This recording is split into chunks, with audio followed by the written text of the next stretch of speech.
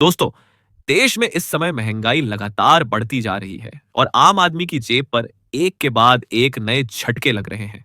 पहले LPG gas cylinder महंगा हुआ, फिर सोना चांदी के दामों में भारी उछाल आया। उसके बाद दूध की कीमतें बढ़ गईं और अब शक्कर यानी चीनी को लेकर भी सरकार ने बड़ा फैसला ले लिया है। ऐसे में सवाल उठ रहा है कि आखिर देश में चल क्या रहा है? क्या हालात धीरे धीरे और गंभीर होते जा रहे हैं? और क्या आने वाले दिनों में महंगाई और बढ़ सकती है?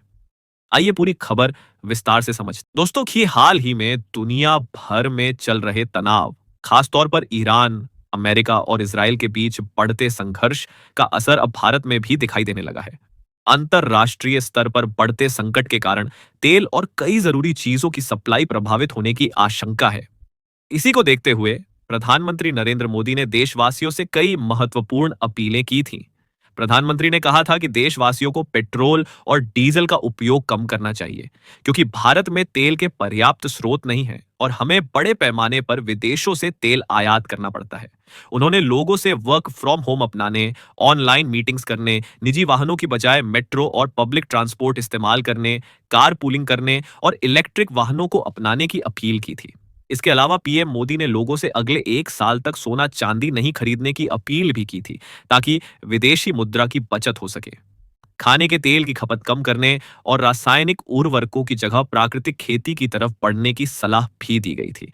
और अब इन अपीलों का असर सिर्फ जनता पर ही नहीं, बल्कि सरकारी स्तर पर भी दिखाई देने लगा। रिपोर्ट्स के मुताबिक प्रधानमंत्री के काफिले में वाहनों की संख्या कम की गई है।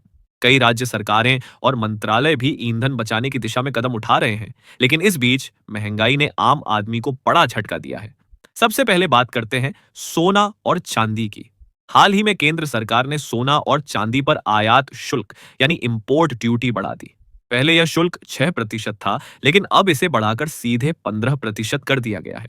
इस फैसले का असर तुरंत बाजार में दिखाई दिया। आयात शुल्क बढ़ने के अगले ही दिन सोना लगभग 9,100 रुपए तक महंगा हो गया, जबकि चांदी की कीमतों में लगभग 22,853 रुपए यानी करीब 23,000 रुपए तक की बड़ी बढ़ोतरी देखी गई। आज सोने का भाव लगभग 1,61,000 रुपए प्रति 10 ग्राम के आसपास पहुंच चुका है। सिर्फ 2026 में ही सोने की कीमत करीब 28,000 रुपए तक बढ़ चुकी है। वहीं चांदी की कीमत लगभग 2,87,000 रुपए प्रति किलो तक पहुंच गई है। हालांकि आज चांदी में लगभग 370 रुपए की हल्की गिरावट भी दर्ज की गई है।